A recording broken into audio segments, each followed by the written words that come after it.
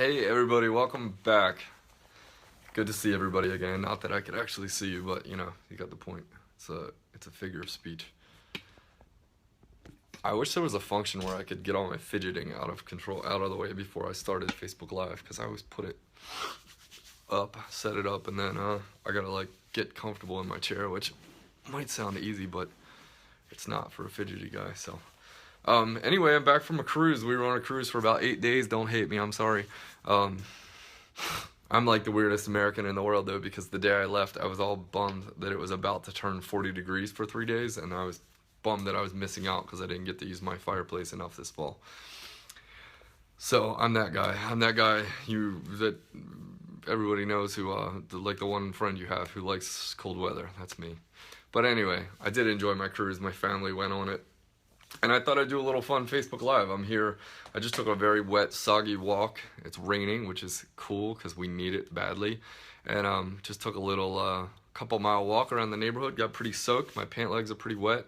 My hair's all wet. And I thought, man, I'd love to talk to you guys. Just get in touch and talk about a little bit of the craziness and the fun I had on the cruise, and maybe make some, talk a little bit about a little strategy for how my wife and all didn't gain weight, and how you can apply that to the holiday season, to parties, to any travel you're doing in this next month. Because really, guess what? The same principles that applied on the cruise apply everywhere, although I think it's even harder on a cruise because it's easy to sit really sedentary, and all you can eat buffets every meal is a little bit of a nightmare to get through if you don't have habits burned in. So let's talk. While I give people a couple minutes to hop on, we'll just talk about, it's not all that bad doing Thanksgiving on a beach line in Cozumel, eating from a taco truck. They were pretty good tacos, I have to say. So that was a funny way to spend Thanksgiving. My family, we did fake Thanksgiving the week before because I am the tradition police in my family. And if we skip things like that, all hell breaks loose. And I hold everybody to the fire. And we had fake Thanksgiving when my sister was in town and family. So don't worry, I did have tacos, but I also had, sorry. This whole cell phone, I've got notifications popping up that should be popping up. Hey Abby, my wife's on here. Melissa just texted me about bus stop and yada yada. Random the way that can happen while she's... Alright, so anyway, so let's talk about taco trucks, cruises, and fitness, and how to not gain a pound on a cruise. What I learned on the cruise, let's start with number one. What I learned first is the one somber thing I have to talk about, and that is what I learned on the cruise isn't something that was new to me. Probably isn't something new to you, but it's so starkly obvious when you go to a place where a couple thousand, in this case I think like 4,500 people congregate, and largely are wearing swimsuits and not a lot of clothing. And this isn't as much a judgment as a state of holy shit, what's happened to us. People are heavy. People are really, like, weight in this country or world, because a lot of them are foreign, is out of control. I just was like so clear on my mission and how much it matters to me that I help the world in whatever way that my wife and I can do. Why I love what I do, why I know I'm born to do this, is like, I see that and it hurts my heart when I see young boys literally growing boobs because they're so obese. It makes my stomach turn. It's sad when I see the amount of families where almost everybody in that family is obese. It's sombering. It's sobering. It's upsetting to see. It's upsetting to watch. And that just like, wow, smacked me in the face. Like how amazing it is what has happened to our culture this day and age because of food and because of lifestyle, because of desks and chairs and couches and video games. And I'm not going to be up on my pulpit for long, but I do want to beat that drum a little bit of like, we got a problem, folks. And I can't fix it on a global scale very easily because the food producers are out there packaging up really tasty stuff. Alcohol flows plenty, and food's available, calories available. I mean, it is out there. I don't necessarily feel like I can change it on the global or the national level, but I can change it for you and the people around your lives. I hope that's my goal, is to really help the people that I can directly impact, not go down that route. And look, if you're there and that's you and you are obese, or if you're either even 25, 30 pounds overweight, like, let's get on it. Let's do something about it. It's so fixable, it's not even funny. And I'd love to help you make that happen. So that's my one little rant. The second piece is how to not gain a pound, and that's like maybe the biggest piece of the whole talk. How to not gain a pound on a cruise is have habits that work, folks. And the habits that work, I'm going to go through a couple of the things that I did very systematically, that I didn't have to fight myself on. And a lot of it is because I built these things into my lifestyle. If you're new to my message is lose some weight really quickly. Okay, my message is, let's get you on an eating plan and a fitness plan that's going to have you shed pounds very rapidly, at least for the first 20 pounds. Okay? Because you got to have success and believe in yourself that you can do it. But for all the rest of you who've either started that process or are in this sort of lifelong process of it, the biggest piece is slowly snowballing positive habits so that things get easier and easier and easier to make choices. I have seen clients through the years get more and more and more stringent in habits, and then when you go to something like a cruise or a vacation, they have that to sit on, and a good plan outperforms winging it every single time. And so the way I didn't gain a pound on the cruise, and I think my wife did the same, or maybe just a few, and a lot of it, honestly, what you gain on vacation is inflammation, it's water weight. The way you don't go and gain 10 pounds or more of actual body fat is to follow some really strict habits or specific habits. So here's what I did that really helped, because look, almost every meal I had was all you can eat, and I had the free drink, free alcohol plan, which is a nightmare because I am somebody who will overeat and overconsume easily. 3 years ago, when I did a cruise, I did it all wrong. I guess I worked out once or twice. I ate the buffets like crazy, like it was going out of style, like it was the last meal I was gonna have, and I drank and I drank and I drank and I drank. This time when I went, I'm much more structured than I used to be. It wasn't on willpower, it was on habit. So what I did is 4 days, I want to say, I went to the gym, I went to the fitness center. We'll talk about that and all the craziness that's all in there. Abby and I were like trying hard not to coach people and not to be like, what in God's name are you doing over there? That was its own little adventure, going to the fitness center and watching like what crazy stuff have people concocted that are workouts. But I went to the fitness center 3 days a week, and what did I do? What did I talk about in my fitness pyramid talk? If you haven't seen that, you gotta go back and watch my fitness pyramid talk. I think it's on all 3 of my Facebook pages. So if you're on here, you can find it. I did strength work. Oh my God, I'm gonna blank on the word. Metabolic work. I did strength work. I did metabolic work, and I did basic movement. So like elliptical, slow, sort of like a walk, but there really wasn't anywhere to walk on this cruise. I mean, the little jog path was annoying. So I did the 3 pieces of the pyramid, okay? Every time I went to the gym, I did some aspect of strength. Double military presses with the heaviest weights I could.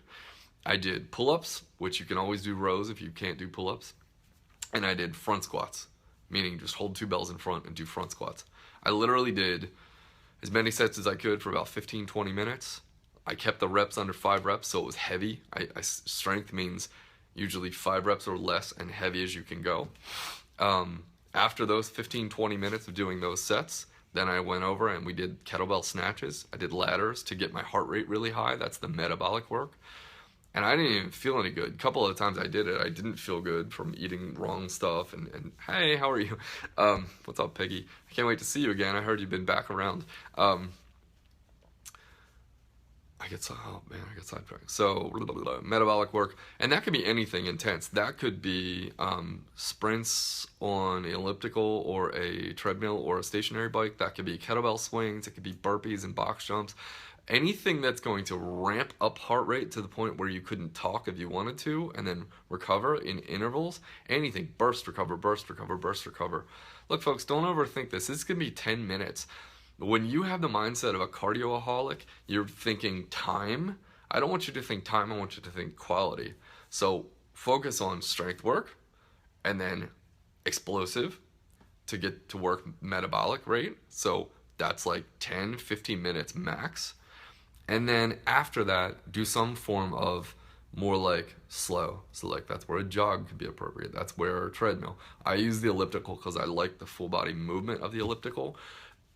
Because I already did my metabolic work with the kettlebell, my approach during the elliptical on the cruise was a slow pace where I would literally like close my teeth and close my lips, so I had to keep my breathing, my heart rate slow enough that I could breathe through my nose. That's a great way to know that you're at that more walking pace. Now the purpose of walking is in acupuncture, move chi, move energy. That's going to help you digest all that food, because you're probably eating food you shouldn't, or at least that aren't prepared in the cleanest way. That's going to help you digest better. It's going to help your energy level. It's going to help you maybe crave and make better food choices. It's going to help you regulate blood sugar. Your mood, which I find really tough, crammed in these really stressful ships with thousands of people. I'm an extrovert, but man, there's too many people in too many spaces. So get all three aspects. That's how you don't gain a pound. Is the fitness side is strength, metabolic, and some sort of movement. Now, I could have also gone to one of the islands or landing spots we did and done some walks and made that part of it. That's a great plan too. And if you're not on a cruise, you might have more freedom. If you take a vacation to a beach or something, get out there and just walk, but have in mind that you're hitting something heavy, something higher heart rate, and something smooth and peaceful for more like a 30-minute duration. If I didn't say that, the walking, the slower stuff should be more like 30 minutes and up. And I also made sure, because my 4.5-year-old thinks she's 2, and my this shoulder and that side of my back get jacked up when Quinn wants to be held all the time, and Quinn wants to be held all the time.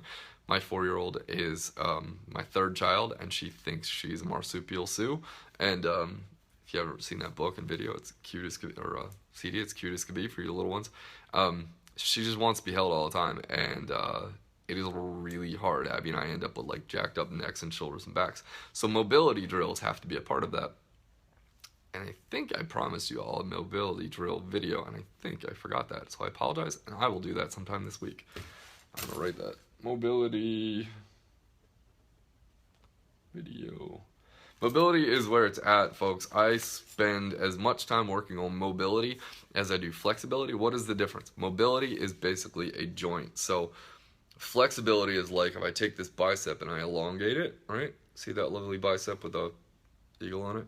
I elongate it, right? That's flexibility. Mobility is like my shoulder joint, being able to press all the way overhead, lock it out, and put it right next to my ear. There's my ear if you can't see it. So that's mobility. Mobility has more to do with joints, so hips, shoulders, and also spine mobility. Super important stuff. Mobility is good stuff to do on the cruise too. I mean, you're talking the smallest space possible. If I can do mobility drills on a cruise in my bedroom floor, you could do it anywhere you want. You could do it in your cubicle at work. You could do it in your bedroom before you get rolling in the morning. When people tell me they stretch cold muscles waking up, I'm like, oh my God, don't tell me. Please don't tell me that. But what I love to hear is people do some yoga or some mobility drills. The reason I say yoga is there's a little more of a, if you're following a system, of a warming up process of the whole body, so the stretching is a little more acceptable. But if you just like wake up first thing in the morning and hammer your hamstrings with stretches, God, like, please don't do that. Mobility or yoga, great things to do in small spaces. So, welcome, Ben. What's up? I haven't seen your name pop up in a long time. So that's the fitness side. Let's talk about the nutrition side, because that's a toughie. And I'll tell you, look, I'm not going to give you pie in the sky. Like, it's not easy if you haven't burned in habits in your real life, and that's the key. If you want to have success in holidays, if you want to have success on vacations or on a cruise like I just went on, you better burn that habit into your real life before you try and do it in the petri dish of a vacation, because it is harder on a vacation, I promise you. Being on a cruise with an all-you-can-eat and all-you-can-drink budget is a very tough petri dish to work on keeping fat on, all right? But burn the habits into the regular day. But here's the habits I did. Number one is I'm on a really big kick of not overeating. I'm gonna talk about intermittent fasting and some other aspects I've been playing with a lot in this last 6 months with some, I always love new things and playing with it before I introduce it to clients. We're gonna be using more of this, and my next challenge will be running in January, February, Your Best Year Ever challenge. I guess some great new stuff gonna be happening in that challenge for local and at home people. I'm very excited about the stuff that Abby and I have come up with for that. And it's really some cutting edge stuff that I'm playing with that I'm really having success with. But the basic premise is I don't snack and I allow myself to eat what I need for a meal, and then I get hungry in between. At a very simple level, that's it. Like, I used to be a little more of the belief, and things change as I go. I've been doing this for 8 years, the weight loss side of it. I would say I used to believe people needed more like 3 meals and 2 snacks. I would say nowadays, I don't believe that as much for most people. When I talk about frequency, it depends a little bit. It's a little bit person specific. If you have diabetes, if you have other metabolic disorders, you might need, oh God, my battery is low. Let me see if I can address my little battery problem, folks. You might need to have a little more frequent eating, but for most of you, I'm gonna have to plug this in, folks. The wonders of live taping. Oh, shiza. I'm gonna get this fixed in 1 second. Hello. All right, now my trainer is about to walk in and I gotta have a meeting in like 2 minutes, so I'm about to have to go anyway.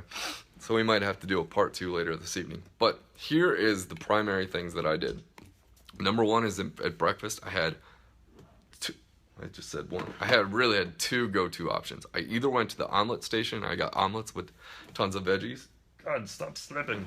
Or I went to the oat area and I got a big old bowl of steel-cut oats and I put whatever I wanted in there, whether it was berries, any fresh fruits, nuts, seeds, things like that. And I would get as full as I could appropriately without being stuffed. That was it. When I got to lunch, I was allowed no cheat foods.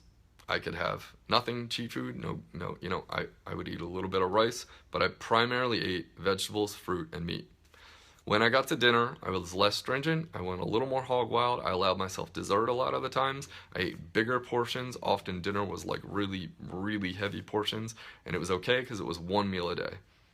You can't get away with that if you're going to do that 2 or 3 meals a day. So 1 meal a day. And I didn't snack unless I absolutely needed something. Unless time between lunches because of stops was longer, I didn't snack. So that's a big piece.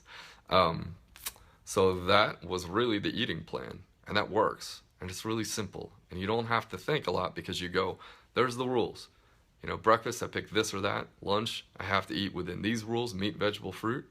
I eat until I'm full. I don't eat so fast that I get massively stuffed. I don't touch the processed grains. I never touched a bagel, a muffin, a pastry, or this or that. And at dinner, I a little bit ate all I wanted. And folks, I even drank probably a lot more than I should have during the time because drinks are free and we were with friends and it was a good old time. But I did gear that back as the week went on, and I was like, I don't like how I feel right now. So that was that. That was the plan. That's how I didn't really gain any weight on the cruise. That was the movement. That was the nutrition. It was really simple to follow. It was amazing this time versus when I went on a cruise 3 years ago, how different the whole experience was and how much better I felt now. And then the last piece I'll say is when you come back off of vacation, we flew in, Sunday was a 9-hour travel day, and that night, that lunch at airport, I ate crap. That night, I ate too much. And the next day, I got a great workout, and I ate really clean, and I got it on immediately, right back to the same plan. So that is exactly how I would do it if you go on a vacation, a cruise, anything like that. All right, folks, I got to hop off now. I will see you later. If you have any questions from this, post them below. I will do my best to answer them.